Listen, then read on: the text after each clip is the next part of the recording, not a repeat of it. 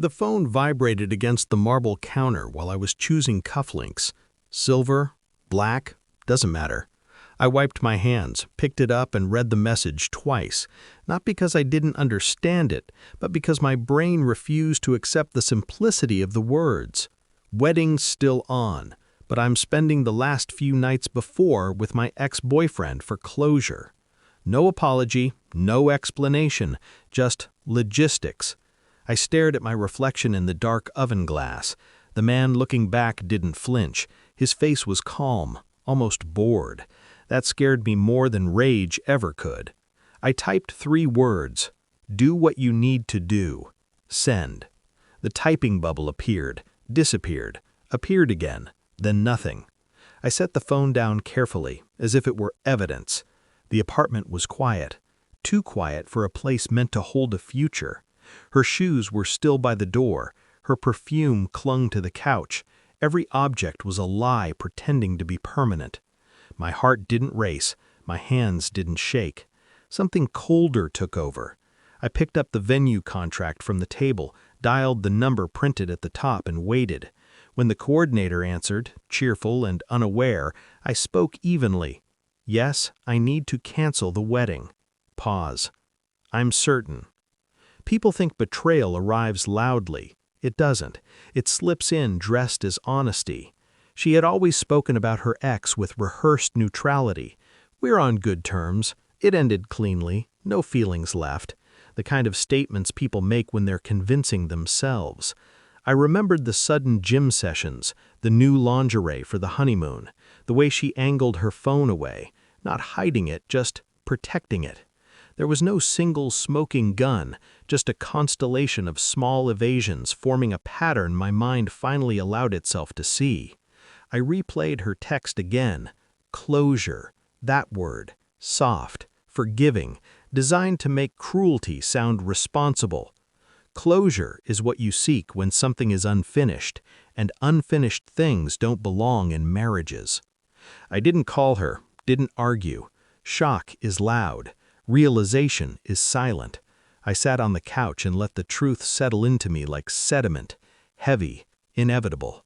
If I confronted her now, she'd cry, she'd reframe it, she'd turn it into a misunderstanding. She was very good at that, making emotional theft sound like self-care. No, I needed clarity, and clarity requires patience. I became a version of myself she trusted completely, still attentive, still affectionate, still oblivious. I congratulated her on her bachelorette plans, told her to have fun, told her I loved her. Inside, I observed. Her phone records told a simple story. Late-night calls, long ones, always the same number. Deleted texts recovered with minimal effort, not explicit, worse, intimate, familiar, the kind written by people who never really said goodbye. I checked hotel bookings. 1 room, 2 nights. His name wasn't on it. I imagined her there, rehearsing vows meant for me while lying beside him. The thought didn't hurt. It clarified. Every day I woke up calm. Every night I slept deeply. The more I knew, the less she mattered. Information is anesthesia. I finalized the cancellation quietly. Venue, caterer, photographer. Every vendor informed. No refunds. I considered it tuition. The final step was timing. I needed the truth to reach her when escape wasn't possible, when witnesses were present, when control wasn't hers. Her bachelorette weekend arrived. I waited.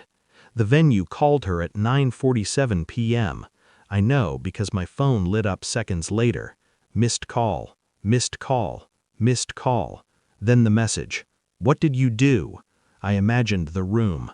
Music paused, friends laughing seconds earlier, her smile collapsing as the coordinator's voice explained, politely, that the wedding had been canceled at the groom's request. She called again. I answered on the 4th ring. My voice was steady. Yes? Silence. Breathing. Shallow. Panicked. They said there's no wedding. That's correct. Her voice cracked. Why would you? I let the pause stretch. Closure, I said quietly. The sound she made then wasn't a word, it was something breaking.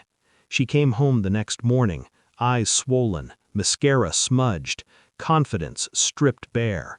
She tried to touch me. I stepped back. "I can explain," she whispered. "I know," I said. "That's why I didn't ask." I placed my phone on the table, opened to the recovered messages, the call logs, the hotel receipt. She didn't look at them. She knew. "This wasn't supposed to happen like this," she said. I almost smiled. Nothing ever does. She dropped to the chair, hands shaking.